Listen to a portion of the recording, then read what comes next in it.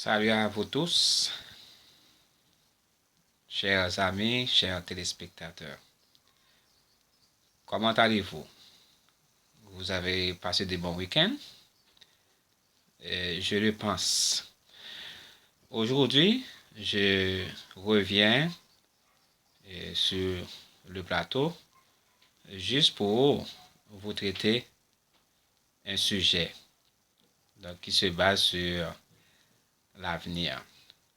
Il y a une question qui se pose: que nous réserve l'avenir? Donc, pour ceux qui viennent à peine de faire la connaissance avec moi, mon nom est Jean et je suis professeur de français, professeur de la communication française.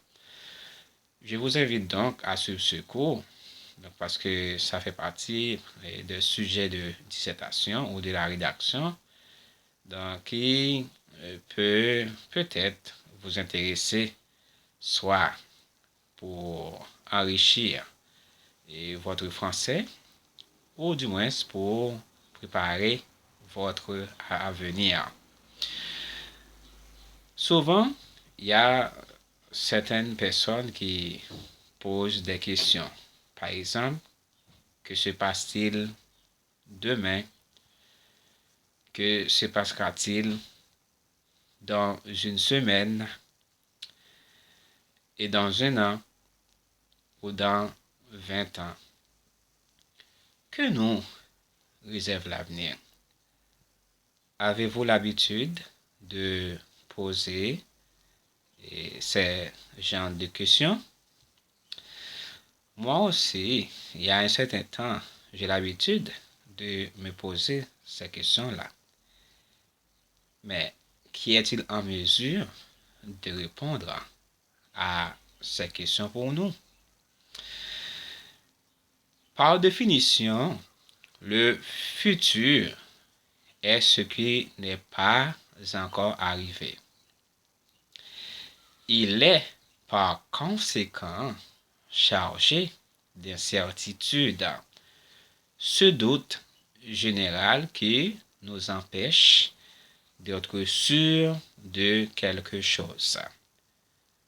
Cette incertitude peut-elle néanmoins être réduite? Bien sûr, l'incertitude peut être réduite bien qu'elle ne puisse pas toujours être complètement éliminée. Alors, bien qu'il existe des pseudosciences et d'autres arts prétendant connaître l'avenir, ces derniers ont tendance à faire des interprétations vagues de l'avenir afin de ne pas commettre d'erreurs. S'ils nous assurent que demain sera une bonne journée, il est davantage probable qu'il en soit ainsi eu égard au fait de notre attitude sera positive face à l'incertitude. Mais outre le fait de changer notre attitude et de réduire l'incertitude, cela ne correspond en rien à une prédiction réaliste de l'avenir. Donc c'est très important, mes chers amis, de connaître l'avenir. Mais il faut consulter de bons faits pour avoir de bonnes réponses. Parce qu'il y a des gens qui pensent mal de l'avenir. Il y a des gens qui raisonnent de leur propre manière en rapport avec l'avenir, ce que réserve l'avenir. Eh bien, pour continuer, il y a une chose qu'on peut faire en rapport avec l'avenir, c'est de réduire l'incertitude avec un plan B.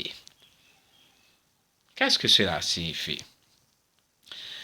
Si nous partons du principe que l'avenir est imprévisible,